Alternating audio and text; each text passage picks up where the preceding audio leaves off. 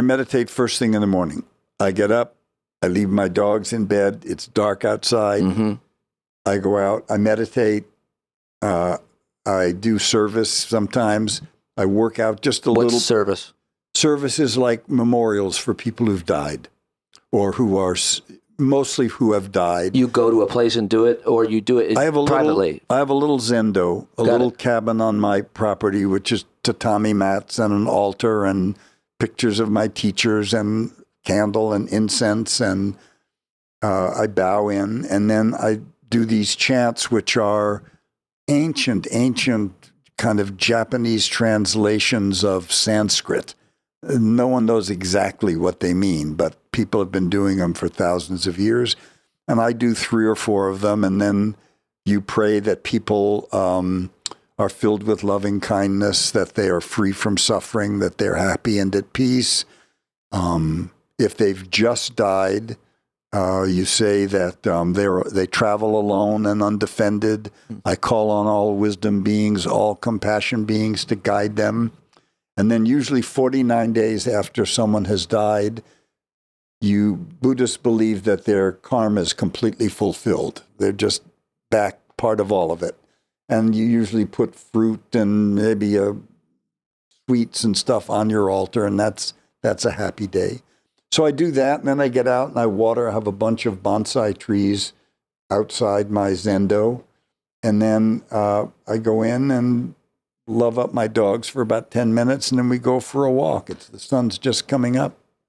What about suffering? I don't want to suffer. I suffered for the first time and for a long time for 3 months. And sometimes it revisits me lately a little bit more, and I don't like it. No, I don't. I guess you don't. But I don't know. I'm learning that I feel like I have very little resilience because I haven't had to overcome a lot of adversity. So I have to learn a lot at what I think is, I'm too old, 44, and I'm learning about resilience. I'm learning about adversity, and I'm learning about suffering, and I don't like any of it. I don't want it, but I have to go through it. I have no choice. You remind me of that old line in the movies where Jimmy Cagney would say, how do you want it, Louis, the hard way or the easy way? Louis would say, I don't want it at all. Yeah.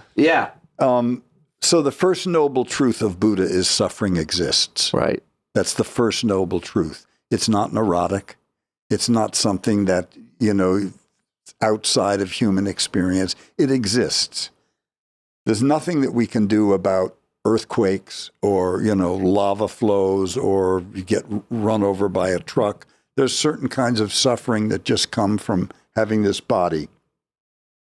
But unnecessary suffering, the second truth, noble truth, is there's a reason for suffering. The third one is that there's an end to suffering. And the fourth is a path to avoid suffering. And the path to avoid suffering is called the Eightfold Path.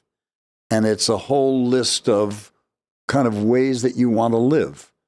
Right attitude, right consciousness, right practice. And if you live in this way, you will stop suffering by and large. I think as long as you are a human, you are going to have karma, we're going to have some problems. But they're not devastating. You can deal with them. And they feel devastating. Yes. But that's because I haven't learned how to deal with them. Well, I haven't learned that fourth, much less the other three, well enough. Sometimes there's nothing to do but just be there. I mean, when you sit for 11 or 12 hours, your knees are screaming. You just want to die. They're swacking you with a stick if you fall asleep. And it's like, it toughens you up. And that kind of practice is kind of like the Marines. It's for young men. It's to break down their ego. But for me, I shook for 28 years. I had spasms.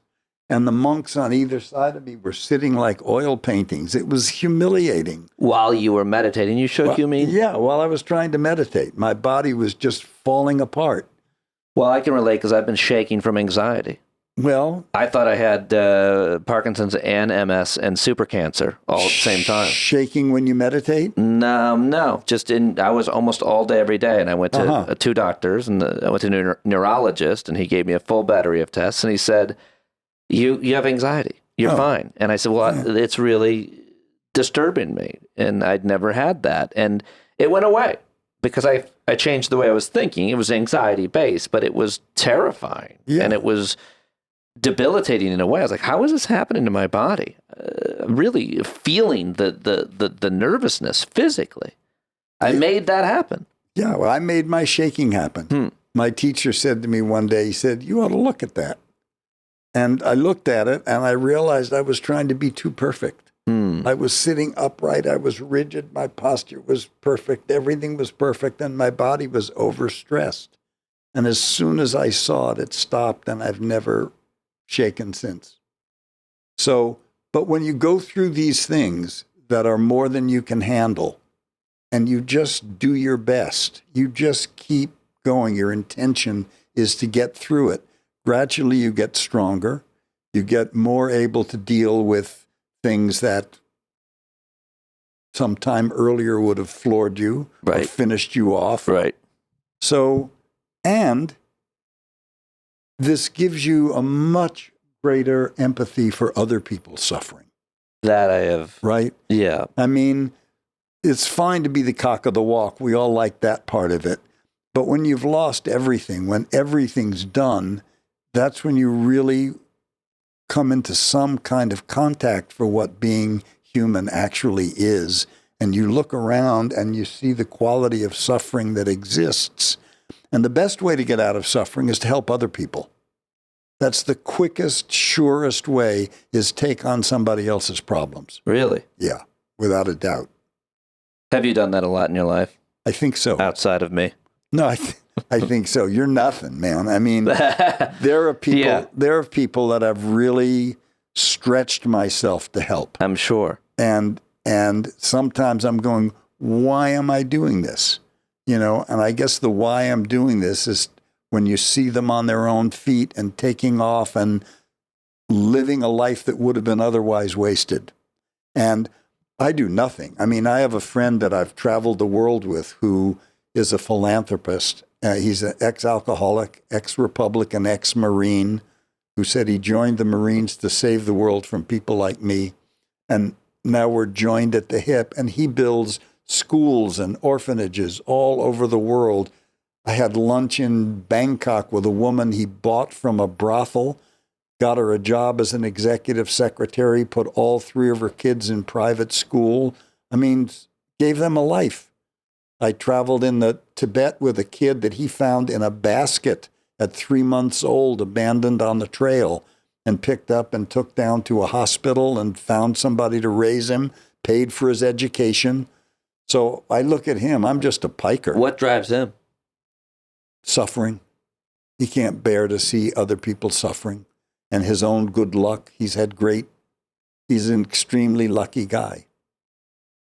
There seems to be, when you reveal that whatever your station in life is, if you reveal that you're suffering from any kind of anxiety or depression or debilitating psychological issue or ideas, and you're honest about it, I certainly have found that everybody will start coming out and telling you about their own suffering. It seems like there's so much, but that we don't talk about it very well, especially men.